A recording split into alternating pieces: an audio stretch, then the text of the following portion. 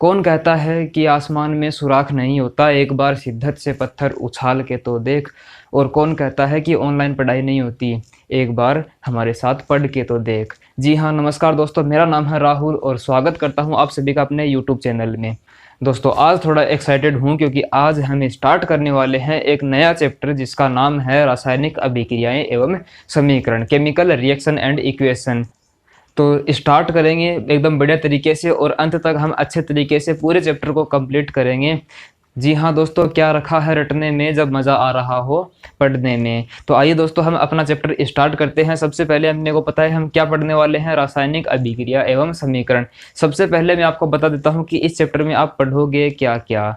इस चैप्टर में आप देखोगे कि भौतिक और रासायनिक परिवर्तन क्या होते हैं, इनमें क्या अंतर होता है। इसके बाद में आप देखोगे कि रासायनिक अभिक्रिया क्या होती है। इसके बाद में हम ये देखेंगे कि रासायनिक समीकरण को कैसे लिखते हैं और उसको संतुलित कैसे करने हैं, बैलेंस केमिकल इक्वेशन कैसे लिखते हैं वो हम देखेंगे। इसके बाद में हम रासायनिक अभिक्रियाओं के प्रकार देखेंगे कि कितने प्रकार की रासायनिक अभिक्रियाएं हो सकती हैं हमारे चारों ओर। लैब के अंदर जब हम जाते हैं तो किस प्रकार की रासायनिक अभिक्रिया नॉर्मल हम देख सकते हैं। तो इसके अंदर हम 4 मुख्य प्रकार की रासायनिक अभिक्रिया देखेंगे, और भी हैं जिनको हम देखेंगे कौन कौन सी है। एक तो संयोजन अभिक्रिया, वियोजन अभिक्रिया, विस्थापन अभिक्रिया, द्विविस्थापन अभिक्रिया, और इसके बाद में इन्हीं के अंदर हम एक और देखेंगे ऊष्माक्षेपी अभिक्रिया, ऊष्माशोषी अभिक्रिया। अंत में हम देखेंगे ऑक्सीकरण अभिक्रिया, अपचयन अभिक्रिया और रेडॉक्स अभिक्रिया। ठीक है, तो इस प्रकार से हम पूरे चैप्टर को कवर करेंगे। छोटी छोटी चीज़ें और भी आएंगी, छोटे छोटे टॉपिक और भी आएंगे, उनको भी हम कवर करेंगे। तो आइए स्टार्ट करते हैं सबसे पहले भौतिक परिवर्तन एवं रासायनिक परिवर्तन के बारे में। तो दोस्तों अब हम देख लेते हैं भौतिक और रासायनिक परिवर्तन के बारे में। सबसे पहले आपसे एक सवाल पूछा जाता है कि बताइए, दूध से दही बनना एक भौतिक परिवर्तन है या रासायनिक परिवर्तन। इसके लिए आपको ये पता होना चाहिए कि भौतिक परिवर्तन किसे कहेंगे और रासायनिक परिवर्तन किसे कहेंगे। इसके अलावा और पूछा जाए पेपर का 2 भागों में टूटना या फिर पेपर का जलना, इसके अलावा बर्फ से पानी बनना या फिर पानी से बर्फ बनना, और जो हम शोषण करते हैं उसके बारे में, इनमें से कौन सा भौतिक परिवर्तन है और कौन सा रासायनिक परिवर्तन है। तो आप कैसे डिफाइन करोगे भौतिक और रासायनिक परिवर्तन को। देखिए, भौतिक परिवर्तन में केवल भौतिक गुणों में परिवर्तन होता है। भौतिक गुण जैसे कि उसका आकार, आमाप, साइज, ये सब जो गुण हैं ये भौतिक गुण बोले जाते हैं। अर्थात भौतिक गुणों में परिवर्तन को भौतिक परिवर्तन कहते हैं। इसके अलावा रासायनिक परिवर्तन किसे कहेंगे, कोई भी नया पदार्थ यदि बनता है तो यह रासायनिक परिवर्तन कहा जाता है। रासायनिक परिवर्तन में कोई नया पदार्थ के रासायनिक परिवर्तन में किसी नए पदार्थ का निर्माण होता है। अब हम देख सकते हैं कि जो कागज को 2 भागों में हमने तोड़ा है, उसको फाड़ा, तो क्या उसमें कोई नया पदार्थ बना है? नहीं, उसमें कोई नया पदार्थ नहीं बना है, उसमें कागज है और कागज ही रहा वो फाड़ने के बाद में भी। लेकिन यदि बात करें कागज का जलना, उसमें नए पदार्थ के रूप में राख बनी है और जो धुआं है वो बना है, तो नया पदार्थ बना है, इसलिए हम इसको रासायनिक परिवर्तन में शामिल करेंगे। बर्फ से पानी बनना या फिर पानी से बर्फ बनना, इसके अंदर हम बोलेंगे कि यदि हम चाहें, यदि पानी से बर्फ बनी है तो गर्म करने के बाद में बर्फ से पुनः पानी बनाया जा सकता है। इसलिए कोई नया पदार्थ तो नहीं बना, पानी था और पानी ही रहा, बस वो पहले द्रव था फिर ठोस बन गया। अब बात करते हैं शोषण की। शोषण में हम ऑक्सीजन को अंदर लेते हैं तथा कार्बन डाइऑक्साइड को बाहर निकालते हैं। इस रूप में अगर हम देखें तो पहले ऑक्सीजन थी जो हमने अंदर ली और नए पदार्थ के रूप में CO2 बना, किसी नए पदार्थ का निर्माण हुआ है। इसलिए शोषण को हम रासायनिक परिवर्तन के अंदर शामिल करेंगे। इसका मतलब अब देखो कि रासायनिक परिवर्तन और भौतिक परिवर्तन में सीधा सीधा अंतर अगर हम करना चाहें तो हम ऐसा बोलेंगे कि भौतिक परिवर्तन वे परिवर्तन होते हैं जिनमें पदार्थ के केवल भौतिक गुणों में परिवर्तन होता है। जी हाँ, केवल भौतिक गुणों में परिवर्तन होता है। परंतु रासायनिक परिवर्तन में हम बोलेंगे कि ऐसे परिवर्तन जिनमें पदार्थ के रासायनिक गुणों में परिवर्तन होता है। रासायनिक गुण जैसे कि कोई भी दो परमाणु जुड़े हुए होते हैं आपस में, तो उनके बीच में बंध के अमाप, ये सभी रासायनिक गुणों के अंदर शामिल होता है। जैसे कि हाइड्रोजन और हाइड्रोजन के बीच में बंध का जो अमाप है, साइज है, वो थोड़ा अलग होगा, और क्लोरीन के बीच में थोड़ा अलग हो सकता है। तो इस प्रकार हम बोलेंगे कि ये सभी गुण हैं रासायनिक गुण बोले जाते हैं, और रासायनिक गुणों में जो परिवर्तन होते हैं उनको हम रासायनिक परिवर्तन बोलते हैं। एक बात और कि भौतिक परिवर्तन में कोई नई चीज नहीं बनती, नया पदार्थ नहीं बनता, जो पहले है वो ही बाद में रहता है। कागज को हमने देखा फाड़ा तो कागज ही रहा, कोई नई चीज नहीं बनेगा। कागज को फाड़ते ही वो कोई चांदी नहीं बन गया, सोना नहीं बना, वो कागज ही रहा। इसलिए उसको हमने भौतिक परिवर्तन के अंदर शामिल किया है। परंतु रासायनिक परिवर्तन के अंदर नया पदार्थ बनता है। कागज को जलाओगे तो क्या बनेगा? कागज को जलाओगे तो धुआं बनेगा, राख बनेगी। इसलिए वह नया पदार्थ का निर्माण कर रहा है, इसलिए उसको रासायनिक परिवर्तन के अंदर शामिल किया गया है। एक विशेष बात जो हम इनके अंदर अंतर करते समय ध्यान में रखते हैं वो क्या है कि जो पदार्थ हम बना रहे हैं, परिवर्तन हुआ है तो कुछ न कुछ पदार्थ बनेगा, कुछ न कुछ परिवर्तन के बाद में उसमें हमको परिवर्तन देखने को मिलेगी। तो जो परिवर्तित पदार्थ है उसको वापस भौतिक विधियों द्वारा पुनः प्रारंभिक पदार्थ में कन्वर्ट किया जा सकता है भौतिक परिवर्तन में। परंतु रासायनिक परिवर्तन में ऐसा नहीं है। भौतिक विधियों द्वारा पुनः प्रारंभिक पदार्थ प्राप्त नहीं कर सकते। इसके लिए फिर हमें रासायनिक विधियां काम में लेनी पड़ेगी, उसकी वजह से हम पुनः प्रारंभिक पदार्थ प्राप्त कर सकते हैं। जैसे कि अब हम उदाहरण के तौर पे यहाँ पर देख चुके हैं, बर्फ से पानी बनना एक भौतिक परिवर्तन है। कागज को फाड़ना ये भी एक भौतिक परिवर्तन है। अब आप मेरे को बताओगे 2-3 एग्जाम्पल भौतिक परिवर्तन के और रासायनिक परिवर्तन के भी, एक एग्जाम्पल बताओगे दोनों के। इनके अलावा, ये तो मैंने बता ही दिया भाई, ये चीटिंग नहीं चलेगी। इनके अलावा एक एग्जाम्पल और बताओगे। चलो एक मैं बताता हूँ, फिर उसके बाद में एक और बताना समझने के लिए। जैसे कि मैंने बोला लकड़ी है ना, लकड़ी, उसको तोड़ना, लकड़ी को तोड़ना एक क्या है? भौतिक परिवर्तन है, क्योंकि नया पदार्थ नहीं बना। लकड़ी को तोड़ते ही वह लोहा थोड़े ना बन गया, नहीं, वही रहा। रासायनिक परिवर्तन का एक और एग्जाम्पल बताता हूँ। लकड़ी को तोड़ना नहीं, अब की बार लकड़ी को जलाना। लकड़ी का जलना एक रासायनिक परिवर्तन होगा, क्योंकि लकड़ी के जलने से राख बनेगी और जो धुआं बनेगा, ठीक है। तो इस प्रकार से आप बोल सकते हो कि भौतिक और रासायनिक परिवर्तन में मेरे ख्याल से आपको बहुत अच्छे से क्लियर हो गया होगा। एक एग्जाम्पल आप बताओगे इनके अलावा, जो मैंने बताया है इसके अलावा एक एग्जाम्पल और बताओगे। अब भौतिक और रासायनिक परिवर्तन के बारे में आपने पढ़ लिया, परंतु हमारा जो मुख्य टॉपिक रहेगा वो क्या है? वो है अपना रासायनिक अभिक्रियाएं एवं समीकरण। तो अब हम आते हैं रासायनिक अभिक्रिया किसे कहते हैं। जी हाँ, आइए रासायनिक अभिक्रिया की बात करें तो सीधा आप ऐसे बोल सकते हो कि ऐसे परिवर्तन जिनमें नए गुणों वाले पदार्थ का निर्माण होता है उसे रासायनिक अभिक्रिया कहते हैं। वे वाले परिवर्तन जिनमें नया पदार्थ बनता है तो उस परिवर्तन को रासायनिक अभिक्रिया कहते हैं। एक और परिभाषा बना सकते हो, सामान्यतः रासायनिक परिवर्तन को ही रासायनिक अभिक्रिया कहते हैं। बहुत इजी है, चलो लिख लेते हैं। क्या बोलोगे रासायनिक अभिक्रिया को? ऐसे परिवर्तन, है ना।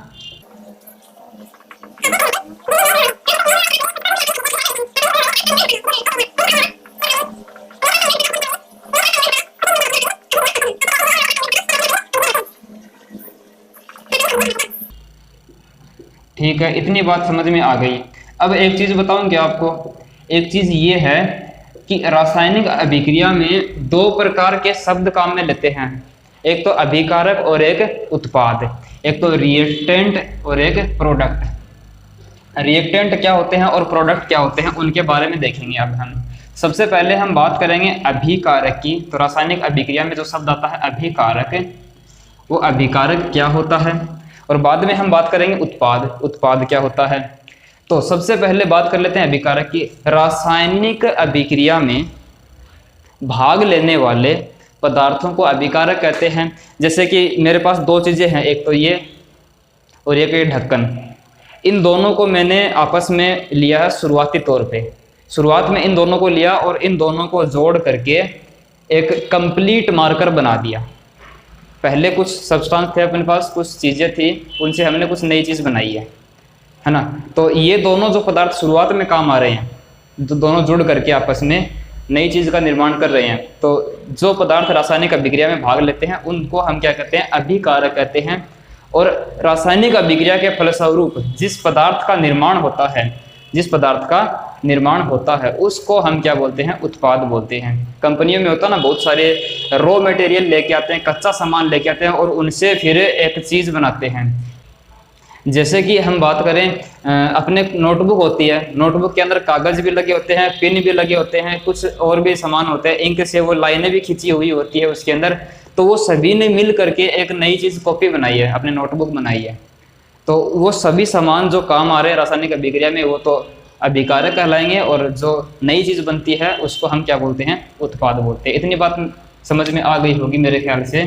तो क्या बोलोगे, वे पदार्थ जो रासायनिक अभिक्रिया में रासायनिक अभिक्रिया में भाग लेते हैं उन्हें हम क्या कहते हैं, उन्हें अभिकारक कहते हैं। और बात करेंगे अब हम उत्पाद की, तो उत्पाद किसे कहेंगे भाई। उत्पाद सीधी सी बात है, ऐसे पदार्थ जिनका निर्माण रासायनिक अभिक्रिया के फलस्वरूप होता है। तो जिनका निर्माण होता है ना, उनको हम उत्पाद बोलते हैं। जिनका निर्माण रासायनिक अभिक्रिया में होता है उनको हम क्या कहते हैं, उत्पाद कहते हैं। ठीक है, इतनी बात आपको समझ में आ गई होगी, अच्छे से समझ में आ गई होगी। ठीक है, तो मजा आ रहा होगा पढ़ने में, समझ में भी आ रहा होगा, और भी आगे हम बढ़िया बढ़िया तरीके से पढ़ेंगे, बहुत इंटरेस्टिंग बातें हैं वो भी करेंगे, मजे से पढ़ेंगे।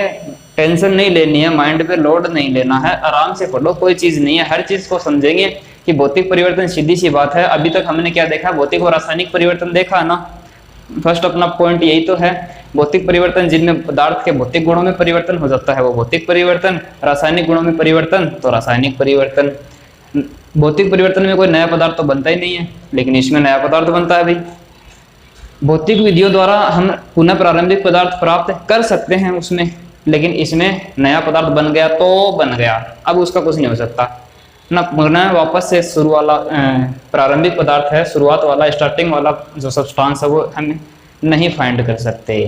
ठीक है, एग्जाम्पल हो गए। एक एग्जाम्पल आपको बताना है कमेंट करके, रासायनिक अभिक्रिया किसे कहेंगे, बहुत इजी है। ऐसे परिवर्तन जिनमें नए गुणों वाले पदार्थ का निर्माण होता है, नए गुणों वाले पदार्थ का होता है भाई।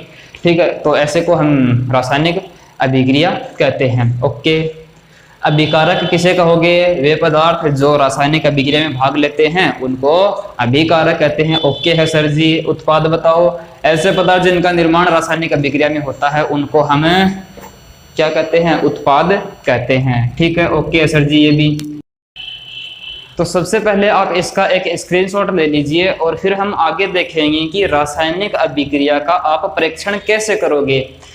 कोई भी रासायनिक अभिक्रिया हो रही है या नहीं हो रही, इसका परीक्षण करने के लिए क्या हम उपाय करेंगे वो देखते हैं। क्या हम देखेंगे और देख करके बताएंगे कि अगर ये चीज हो रही है तो उसको रासायनिक अभिक्रिया बोल सकते हो। 4 प्रकार के परीक्षण आप देख सकते हो। एक तो है कि यदि किसी पदार्थ के रंग में परिवर्तन हो रहा है, कलर चेंज हो रहा है, तो उसमें वहां पर आप बोल सकते हो रासायनिक अभिक्रिया हो रही है। अगर स्मेल चेंज हो रही है, गंध में परिवर्तन हो रहा है, तो आप बोल सकते हो कि वहां पे केमिकल रिएक्शन हो रही है। इसके अलावा किसी पदार्थ के स्टेट में चेंज हो रहा है, मतलब अवस्था परिवर्तन हो रहा है, ठोस से द्रव्य, द्रव्य से गैस, ऐसे कुछ हो रहा है, तो आप बोल सकते हो सकता है वहां पे क्या हो, रासायनिक अभिक्रिया संपन्न हो रही हो। इसके अलावा यदि कोई 2 पदार्थों को आप मिला रहे हो और वहां पर आप देख रहे हो मिलाने के बाद में बर्तन है नीचे से गर्म हो गया, जो अपनी टेस्ट ट्यूब होती है, परख नली होती है, अगर वो गर्म हो गई तो आप बोलोगे कि हाँ तापमान में परिवर्तन है तो रासायनिक परिवर्तन अभिक्रिया संपन्न होगी। इस प्रकार से आप बता सकते हो 4 तरीकों से कि रासायनिक अभिक्रिया संपन्न हो सकती है नहीं हो सकती। पहला, रंग में परिवर्तन, गंध में परिवर्तन, तापमान में परिवर्तन और अवस्था में परिवर्तन। तो चारों को यहाँ पर लिख देता हूँ, नोट्स अपने कंप्लीट हो जाएंगे। देखो तो इसको रफ कर दूं क्या उत्पाद वाले को। चलो देखो यहाँ पर मैं बोल रहा हूँ कि रासायनिक अभिक्रिया का परीक्षण आप कैसे करोगे भाई। बिल्कुल, एक बात मैं बता देता हूँ आपको कि यहाँ पर है ना, आपको सभी क्लासों की साइंस की जो बुक है उनके कंप्लीट कोर्स मिलने वाले हैं। तो चैनल पे अगर नए हो, मेरी आवाज़ पहली बार सुन रहे हो, तो चैनल को सब्सक्राइब कर लेना, ताकि अगला जो वीडियो अगर मैं डालता हूँ तो उसका नोटिफिकेशन आपको सबसे पहले मिलेगा। और अच्छा लग रहा है तो एक लाइक भी कर दो, ताकि मेरे को भी अच्छा लगे कि हाँ भाई इतनी मेहनत कर रहे हैं तो किसी को तो पसंद आ रहा है। चलो लाइक कर दो, कोई बात नहीं। अब हम देखते हैं रासायनिक अभिक्रिया के परीक्षण के लिए आप क्या करोगे। नंबर 1, यदि रंग में परिवर्तन हो रहा है तो आप क्या बोलोगे, रासायनिक अभिक्रिया हो रही है। अच्छा, और बताओ सर जी। अगर गंध में परिवर्तन हो रहा है तो आप बोलोगे रासायनिक अभिक्रिया हो रही है। ओहो, ये बात है क्या सर। चलो ठीक है, गंध में स्मेल सूंघ करके देख लेंगे। बदबू आती है कभी कभी आपको, गंध आती है कभी। नाली होती है ना, नाली जो पुरानी नाली होती है वहां से पानी इकट्ठा रहता है, वहां पर गंध आती है आपको कभी। अजीब सी गंध, अच्छी गंध आती है। सुंदर थोड़ी ना होती है। अच्छी गंध आती है, फिर बुरी आती है। बुरी गंध आती है तो वो गंध आ रही है, मतलब पानी के गंध में परिवर्तन हो गया। इसका मतलब क्या हुआ है, उस पानी के अंदर कुछ न कुछ रासायनिक अभिक्रिया संपन्न हुई है, इसीलिए वो गंध में परिवर्तन हो रहा है। इसके अलावा रंग में परिवर्तन की बात करें तो कॉपर सल्फेट आता, मार्केट में मिलता है कॉपर सल्फेट। उसको पानी में घोल लो, नीला नीला सा कलर उसका होगा। जैसे ही आप उसके अंदर कोई भी मेटल डाल दो, धातु डाल दो, जिंक डाल दो, लोहा डाल दो, तो आप देखोगे उसका रंग है वो चेंज हो जाता है ना। तो चेंज हो गया, रंग में परिवर्तन हो गया, तो मतलब हम बोलोगे कि कॉपर सल्फेट के विलयन में धातु डालने पर जो परिवर्तन हुआ है वो एक रासायनिक परिवर्तन है, अर्थात वहां पे रासायनिक अभिक्रिया संपन्न हुई है। एक और मैंने बताया कि तापमान में परिवर्तन, तापमान में भी परिवर्तन हो सकता है। अगर हम कोई भी अम्ल ले लें, HCl अम्ल, और उसके अंदर हम कोई क्षार मिला रहे हैं, बेस मिला रहे हैं, तो आप देखोगे कि टेस्ट ट्यूब है वो थोड़ी गर्म हो जाती है। और इसके अलावा कोई एसिड होता है ना, एसिड, उसको डाइल्यूट करोगे आप, अर्थात पानी के अंदर 1-2 बूंद HCl एसिड की डालोगे आप, तो भी टेस्ट ट्यूब है वो गर्म हो जाती है। इसका मतलब तापमान में परिवर्तन हुआ है और वहाँ पर रासायनिक अभिक्रिया संपन्न हो रही है। अंतिम अपना है वो है अवस्था में परिवर्तन। क्या है, अवस्था में परिवर्तन। यदि अवस्था में कोई परिवर्तन हो रहा है तो वहां पर भी रासायनिक अभिक्रिया संपन्न हो रही होती है। इस प्रकार से आप परीक्षण कर सकते हो, रासायनिक अभिक्रिया का परीक्षण। उत्पाद के बारे में मैंने आपको यहाँ पर बता ही दिया है। उत्पाद के बारे में आप समझ गए होंगे कि जो रासायनिक अभिक्रिया के फलस्वरूप जिस पदार्थ का निर्माण होता है उस पदार्थ को हम क्या बोलते हैं, उत्पाद बोलते हैं। ठीक है, तो मेरे ख्याल से यहाँ तक तो बातें आपको सारी की सारी समझ में आ गई होगी। आगे हम पढ़ेंगे ये जो रासायनिक अभिक्रियाएं होती हैं इनको लिखना सीखेंगे कि रासायनिक अभिक्रियाओं को कैसे लिखते हैं, रासायनिक समीकरण कैसे बनाते हैं, और फिर समीकरण को संतुलित रासायनिक समीकरण कैसे लिखते हैं। इन सब के बारे में हम चर्चा करेंगे।